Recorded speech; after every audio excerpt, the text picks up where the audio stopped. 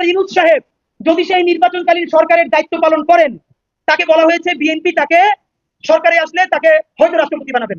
আমরা অ্যাপ্রিসিয়েট করি ডক্টর ইউনূসের মতো। ভোটের মাধ্যমে জনগণের রায় নিয়ে বিএনপি যদি সরকার গঠন করে, তবে তারেক রহমান হবেন প্রধানমন্ত্রী ও ডক্টর ইউনূস হবেন রাষ্ট্রপতি। বিএনপি যা চাবে তাই হবে, এটা আমি চিন্তা ভাবনা করে অঙ্ক কষে আমি বলেছিলাম, এবং এখনো বিএনপি যা চাবে তাই হবে। আওয়ামী লীগ ছাড়া নির্বাচন ফলপ্রসূ হবে না, আর আমরা নির্বাচনে সে সময় যাবো কি না যাবো সেখানকার পরিস্থিতি বুঝে আমাকে সিদ্ধান্ত নিতে হবে। আমি তো এখন এই দেশের নাগরিক হিসেবে জানতে চাই, তাই কি আলাপ করছেন?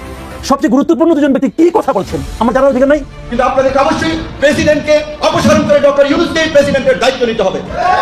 লন্ডন বৈঠকের অংশবিশেষ নিয়ে অর্থাৎ পরবর্তী সংবাদ সম্মেলনে যে ফেব্রুয়ারিতে নির্বাচন হতে পারে যাবতীয় প্রস্তুতি সম্পন্ন হলো, সেই জায়গাটিতে গভীর সংশয়, সন্দেহ, গুরুতর প্রশ্ন উত্থাপন করেছেন খোদ প্রধান নির্বাচন কমিশনার এম নাসিরউদ্দিন। এবং লন্ডন বৈঠক অন্তত নির্বাচন ইস্যুতে কতটা যে অন্তঃসার শূন্য, মানুষের চোখে ধুলা দেওয়া হয়েছে এমন ঘোষণার মাধ্যমে এসব বিষয়ে অনেকখানি গোমর ফাঁস করে দিয়েছেন প্রধান নির্বাচন কমিশনার। ভবিষ্যতে রাষ্ট্রপতি হিসেবে ডক্টর ইউনূসকেই চাইতে পারে বিএনপি। দিন শেষে বিএনপি ইউনূসের এমন মন খোলা আলাপ এনসিপিকে অস্বস্তিতে ফেলেছে। যে যাই বলুন, বাংলাদেশের মানুষের একমাত্র ভরসার জায়গা এখন জেনারেল ওয়াক। সুপ্রিয় দর্শক মণ্ডলী, আসসালামু আলাইকুম রহমতুল্লাহ। আশা করি সবাই ভালো এবং সুস্থ আছেন। স্বাগতম জানাচ্ছি আমাদের আরও একটি নতুন ভিডিওতে। সুপ্রিয় দর্শক মণ্ডলী, ভিডিওর থাম্বনেল, টাইটেল ও ভিডিওর কিছু অংশবিশেষ দেখে আপনারা ইতিমধ্যে ধারণা করতে পেরেছেন আজকের ভিডিওটি কতটা গুরুত্বপূর্ণ।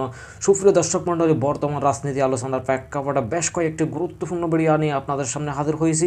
সুপ্রিয় দর্শক, আসুন আমরা সেই সম্পূর্ণ বিস্তারিত ভিডিওটা দেখে আসি।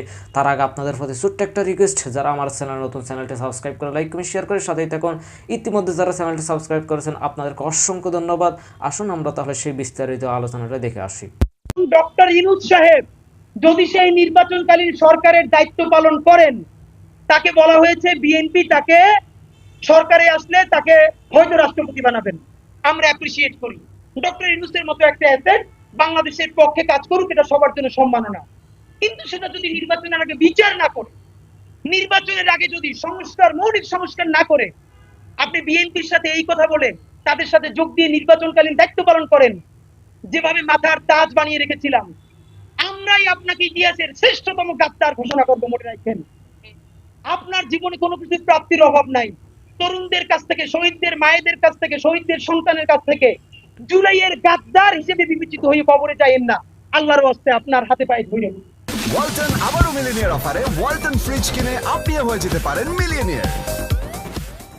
বিএনপির ভাইয়েরা, যেই শহীদ জিয়া বাকশালের পর নতুন গণতন্ত্র ফিরিয়ে আনছে, যেই খালেদা জিয়া 91-তে শুধু ভারত বাংলাদেশ নিয়ে যাবে এই সত্য কথা বইলা তুমুল ভোটে নির্বাচিত হয়েছে, সেই জিয়ার দল, সেই খালেদা জিয়ার দল বিএনপি আজকে সংস্কারের পক্ষে যদি কথা না বলে, আজকে বিচারের পক্ষে বড় মিছিলটা না করে, তাহলে আমরা সেই বিএনপিকে বলতে চাই, মনে রাখেন অভ্যুত্থান শুরু হয়েছে, অভ্যুত্থান শেষ হয় নাই।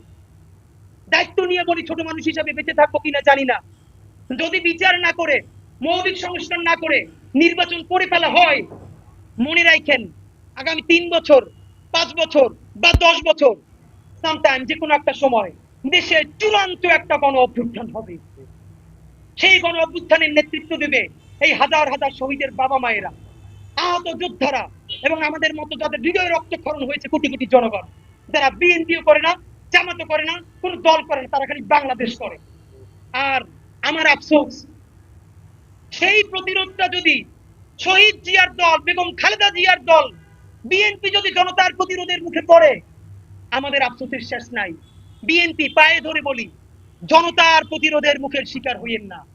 আওয়ামী লীগের চেয়ে বেশি শক্তি কোনোদিন বিএনপির নাই। বিএনপির শক্তি খালি মানুষের ভালোবাসা। সেই আওয়ামী লীগ বাংলাদেশে টিকে থাকতে পারে নাই, পালাইছে।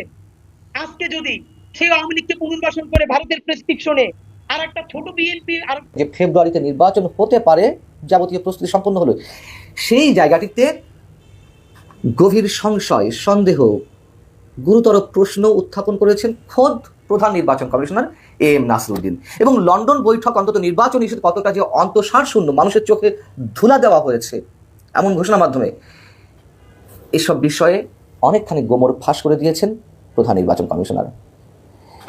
ঈদের পরে প্রথমবারের মতো সাংবাদিকদের মুখোমুখি হয়ে সাংবাদিকদের প্রশ্নের জবাবে, অর্থাৎ সাংবাদিকদের প্রশ্ন ছিল যে ফেব্রুয়ারিতে নির্বাচনের সময়সূচি ঘোষণা করবেন কিনা, সেই প্রশ্ন উত্তরে তিনি বলছেন যেই যৌথ ঘোষণা দেওয়া হয়েছে সংবাদ সম্মেলনে, আমি সবার মতন টেলিভিশনে দেখেছি, কিন্তু সেখানে তো যৌথ স্বাক্ষর নেই দুই পক্ষের, অর্থাৎ বিএনপি বা সরকারের পক্ষ থেকে কোনো ধরনের সই স্বাক্ষর নেই। এটিকে তো সরকারি ঘোষণা বলা যাবে না। এবং ভোটের 8-10 মাস আগে, যেহেতু ফেব্রুয়ারিতে ভোট নিয়ে আলোচনা হচ্ছে, সুনির্দিষ্টভাবে এই মুহূর্তে নির্বাচনের তারিখ ঘোষণা করা সম্ভব নয়। মানে তার কাছে প্রশ্ন ছিল যে তফসিল কবে হবে।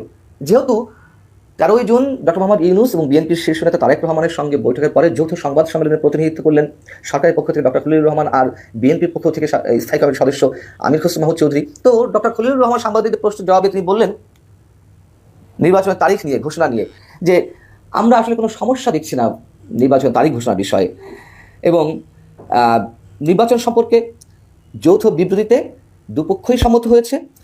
আমরা আশা করব নির্বাচন কমিশন শীঘ্রই একটা তারিখ ঘোষণা করবে। শীঘ্র বলতে কি 15-20 দিন, 1 মাস, এই তো। সেক্ষেত্রে বিষয়টি মনে করিয়ে দেওয়ার পরে প্রধান নির্বাচন কমিশনার এম আমিনুল নাসিরউদ্দিন বলছেন 10 মাস আগে তারিখ ঘোষণা করা হয় নির্বাচনের, এমনটি কোথাও দেখেছেন পৃথিবীর? ভোটের 50-60 দিন আগে নির্বাচন ঘোষণার তিনি আভাস দিয়েছেন এবং আমরা সেটা দেখেছি, 50-60 দিন বা ম্যাক্সিমাম 90 দিন। কিন্তু যেই আরপিও রয়েছে, গণপ্রতিনিধিত্ব আদেশ নির্বাচন সংক্রান্ত, সেখানে 6 মাস বা 8 মাস আগে নির্বাচনের তারিখ ঘোষণার কোনো এখতিয়ার নির্বাচন কমিশনের নেই। সেখানে ডক্টর খলিলুর রহমান কি তেলের মতো বলে দিলেন নির্বাচন কমিশন দেখবে, এবং এটি যে একেবারে স্রেফ নাটক, একেবারে ভুয়া কথা, সেই সময় আমি মন্তব্য করেছিলাম যে নির্বাচন কমিশন তো করবে না ঘোষণা, নির্বাচন কমিশন তো স্বাধীন নয়, সরকারের নির্দেশ ছাড়া এটি করতে পারে না, তারা বলে ফেললো আর করবে, এটি মনে করার কোনো কারণ নেই। মানে মানুষকে তারা এতই বোকা মনে করছে। ভেতরে কি আলাপ হয়েছে, অন্তরালে পর্দার আড়ালে কি ধরনের আলোচনা হয়ে থাকতে পারে, সে বিষয়েও প্রধান নির্বাচন কমিশনার ইঙ্গিত দিয়েছেন। তিনি বলছেন যে এ নিয়ে আমি মন্তব্য করতে পারবো না, ভেতরে কি আলাপ হয়েছে, শুধু যৌথ বিবৃতি যেটা দিয়েছে সেটা তো আনসাইন্ড, এটাই বা কতটুকু জেনুইন তাও তো জানি না। কারণ স্বাক্ষর থাকলে বুঝতাম এটা সরকারের পক্ষ থেকে একজন স্বাক্ষর করেছেন, রাজনৈতিক দলের পক্ষ থেকে একজন স্বাক্ষর করেছেন, তাহলে বুঝতাম এটি অফিসিয়াল ডকুমেন্ট।